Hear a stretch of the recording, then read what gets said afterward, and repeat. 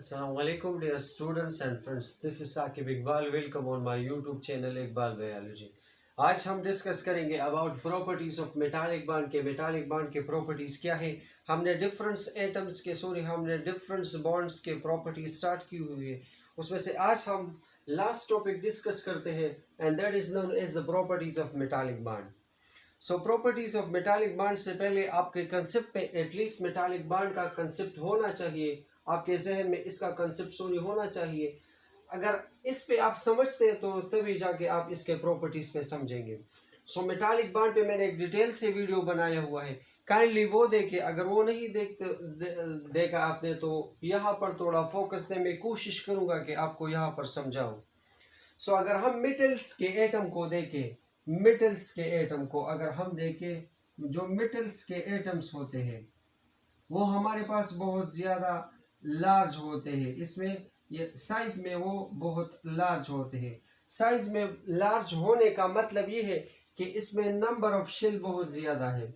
सो अगर इसमें number of shell ज़्यादा है सो इसका मतलब ये है कि यहाँ पर अगर इलेक्ट्रॉन मौजूद है तो इस इलेक्ट्रॉन को मैं बहुत कम एनर्जी दूंगा इस जगह से निकालने के लिए, क्योंकि ये न्यूक्लियस से दूर है, लिहाजा इस पे फोर्स ऑफ अट्रैक्शन इसी न्यूक्लियस का बहुत कम लगता है। चूंकि ये दूर है लिहाजा अगर मैं इसको कम एनर्जी भी दूं तो ये इलेक्ट्रॉन इससे इमिट होता है और इस एटम पे हमारे पास पॉजिटिव चार्ज आता है। सो अगर हम इसी तरह बहुत सारे इलेक्ट्रॉन को इमिट करें इस आउटर मोस्ट शेल से तो हमारे पास कुछ इस तरह बनेगा। हर एक एटम से जब इलेक्ट्रॉन लॉस होगा तो उस पे पॉजिटिव चार्ज आना शुरू होगा। ये एक एटम का न्यूक्लियस, ये दूसरा, ये तीसरा, इसी तरह बहुत सारे न्यूक्लियस आ जाएंगे।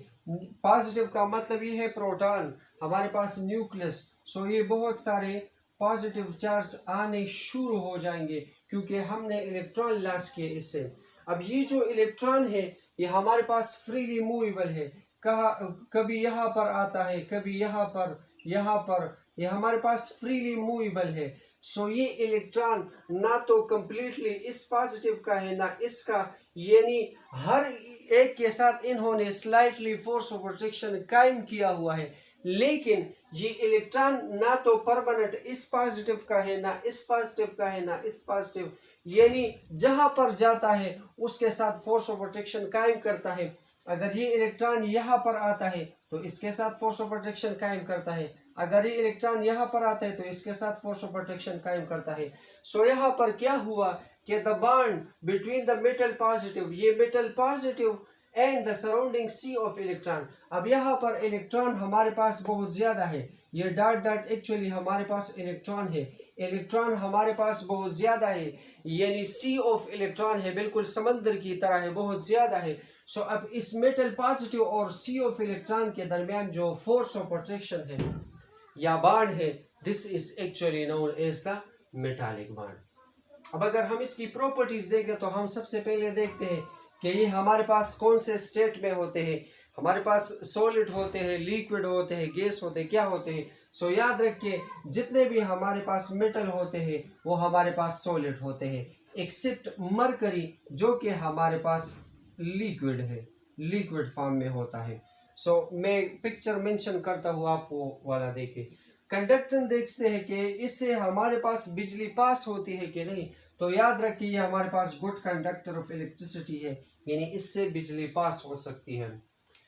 ये हमारे पास क्या है, मेलिएबल है। मेलिएबल का मतलब ये है कि अगर हम मेटल को दबाए, इस पे फोर्स लगाए तो इससे हम अदर शेप्स बना सकते हैं।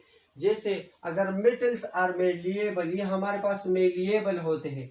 मेलिएबल का मतलब ये है कि अगर मैं एक मेटल ले लूँ और उस पर मैं प्रेशर अप्लाई करूँ तो इससे हमारे पास दूसरे किस्म के शेप्स बन सकते हैं। सो दे फॉर्म अदर शेप, ये यानी इससे हमारे पास शीट भी बन सकता है, फॉइल भी बन सकता है। फॉइल हमारे पास वो जो सिल्वर लाइक होता है, मैं पिक्चर हर एक के साथ मेंशन करता हूँ ताकि आपका कंसेप्ट क्लियर हो जाए।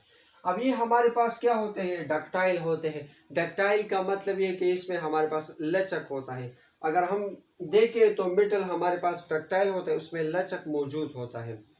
सो और इसको हम वायर में भी इस्तेमाल एज अ वायर इस्तेमाल करते हैं। जो आप बिजली के तारे देखते हैं, ये हमारे पास लेट सपोज बिजली का एक तार है, इसमें ये एक वायर, ये दूसरा, ये तीसरा, इसके दरमियान आपने वायर्स देखे होंगे, ये हमारे पास एक्चुअली मेटल है।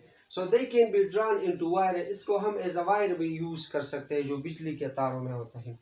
ये हमारे पास सोनरस होते हैं। सोनरस का मतलब ये है कि इससे हमारे पास साउंड प्रोड्यूस करता है। अगर मैं मेटल को इस तरह दबाऊं तो आपने देखा होगा, तो इससे हमारे पास एक स्पेसिफिक साउंड प्रोड्यूस होता है। So they are sonorous. Sonorous का मतलब ये कि इससे आवाज पैदा होता है। Produce specific ringing sound when struct it. Struct का मतलब ये कि जब मैं इसको दबाऊं तो इससे हमारे पास साउंड प्रोड्यूस होता है।